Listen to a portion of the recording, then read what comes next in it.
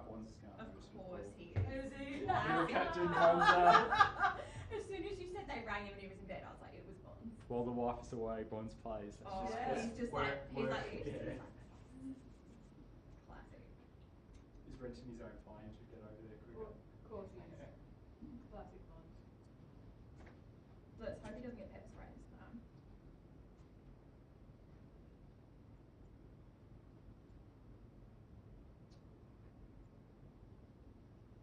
So intelligent, just be Bonds. No. You'll just be doing everything.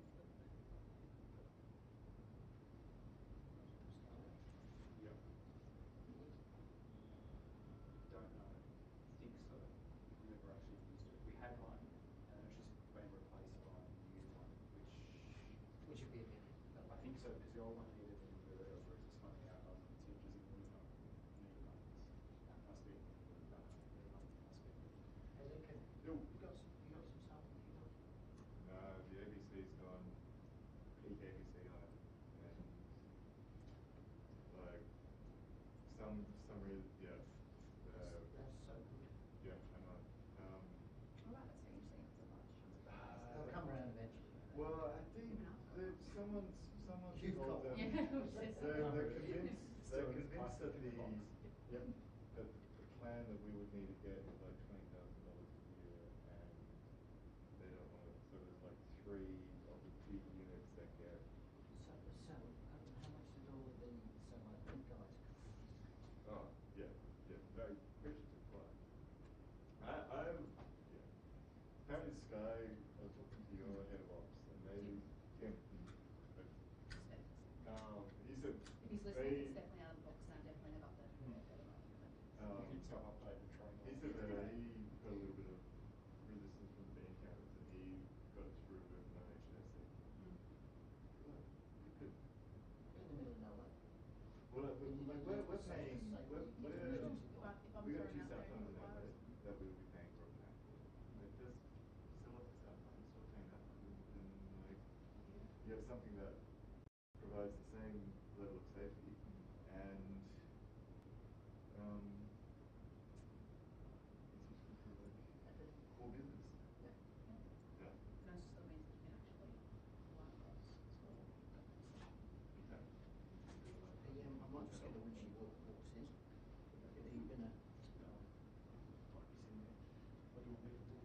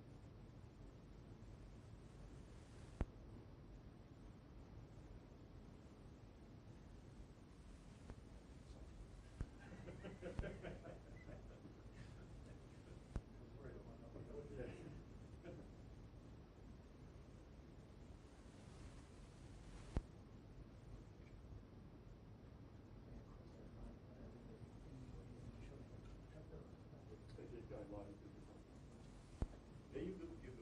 I got one. Yeah. Oh, yeah, you did that. Yeah, yeah.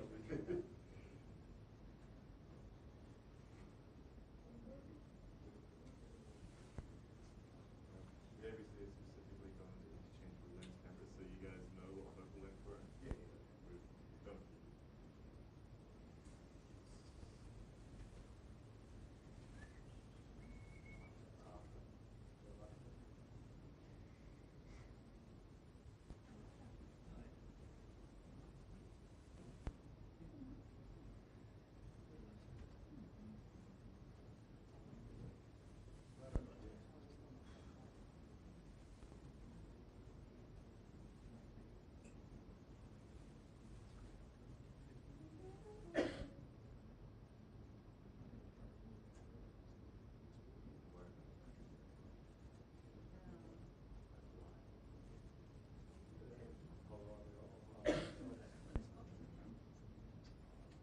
Last time I was Top gun already. oh.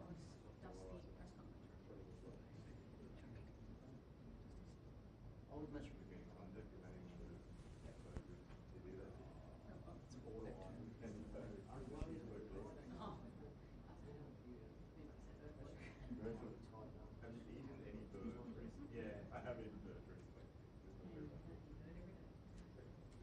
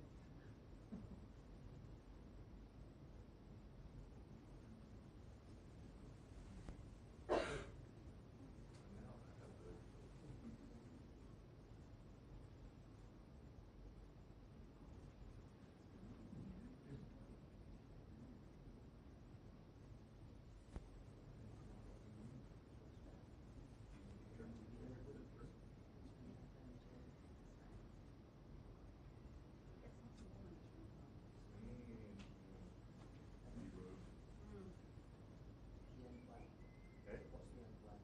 Torture that. Too close. Or torture pilot. How responsible is Nepal and Tibet? No, the Nepalese flag's the one that's not a triangle. That's not a rectangle. It's two triangles, I think. I think.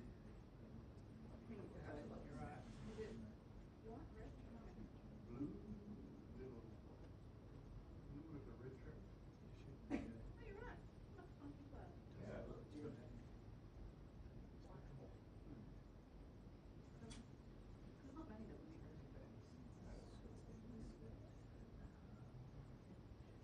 I love it.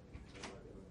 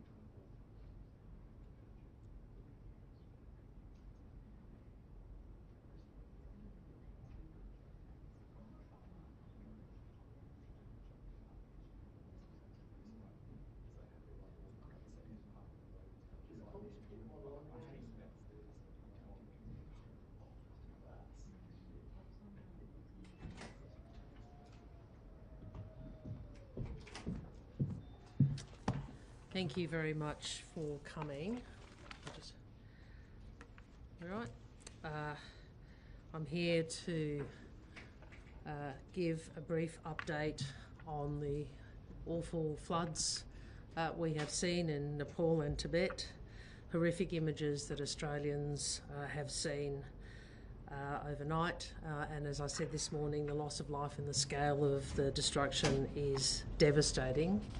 I wanted to say first, our thoughts and condolences with those who have lost loved ones and those whose loved ones are missing, and to all affected by this disaster.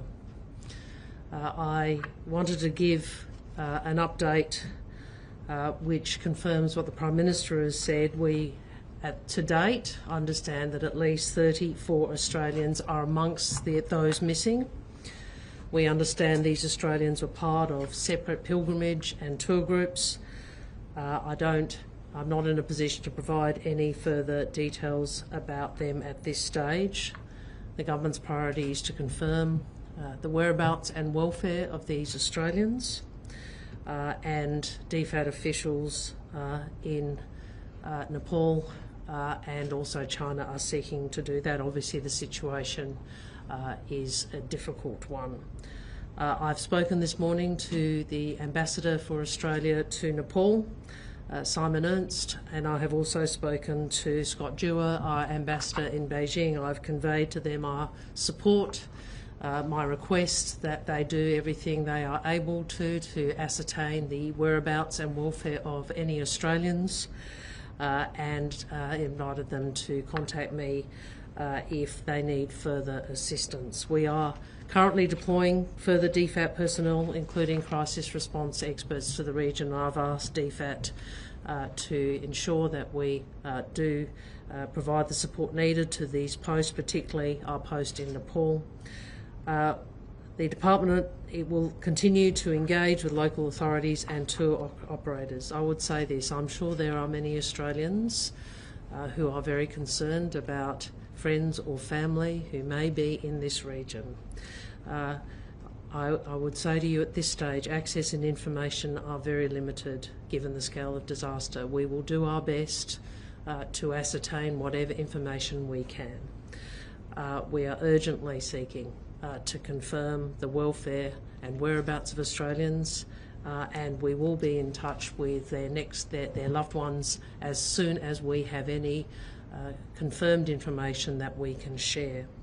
We are coordinating with the Nepalese government, the UN, the Red Cross and other organisations on the humanitarian response, and I will have more to say about that in the coming days. First, to Australians in the area, if you are in the area, can I ask you to follow the advice of local authorities and monitor media. Australians in Nepal and China, please subscribe to Smart Traveller.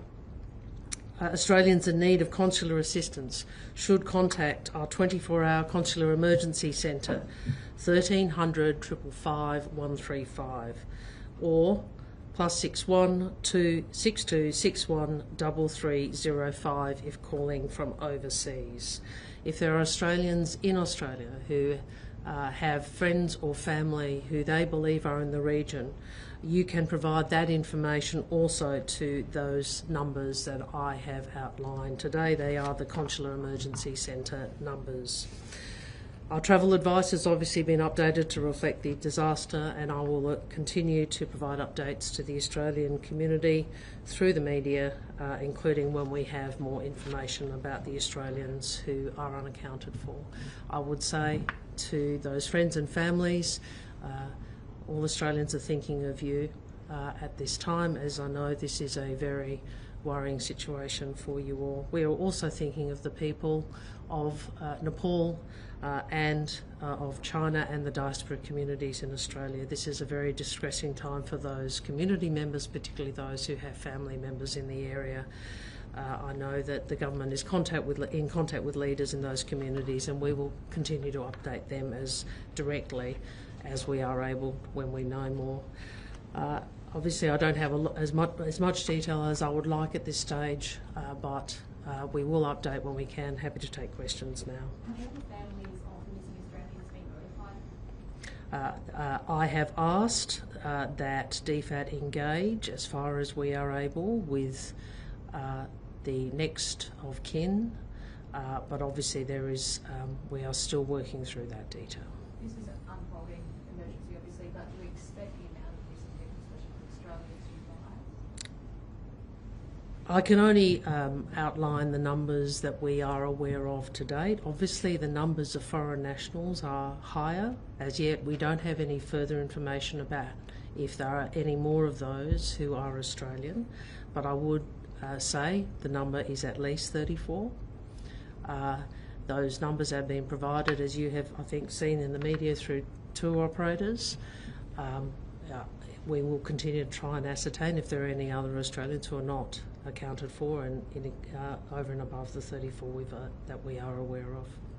Is the government planning to provide any aid? That was what I was referencing in the opening. Obviously, this is a very, very, it's an awful situation. We'll certainly look at what we can do, and we'll liaise with other multilateral organisations such as the Red Cross when we consider that.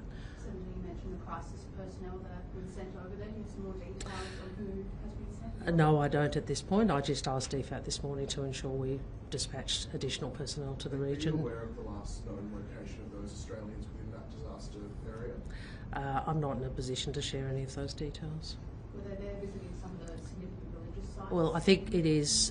I think it is well known that this area is not only people are not only go there for trekking but also for spiritual reasons. So you would anticipate that the foreign nationals who were in the region would have been there for a variety of those reasons.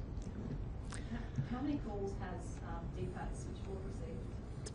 I don't have the number to date, but I would anticipate, obviously, people who have family or friends in the region will be wanting to contact us, and you know, I have asked that be enabled and information be gained, so that we have not only the information coming in from Nepal but also from Australia about who's in the region.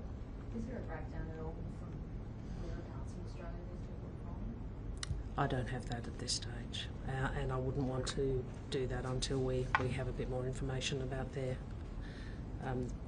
whereabouts and their well-being. Are there any discussions about the Australian Army coming into help? I think the focus at the moment is to support local authorities. Obviously, this is over. This is in the border region, and I know when I spoke to my ambassador in China, I know you know, the Chinese authorities will be deploying resources. It is quite a remote part of the region, obviously a long way from Beijing, and obviously Nepal is a very mountainous country.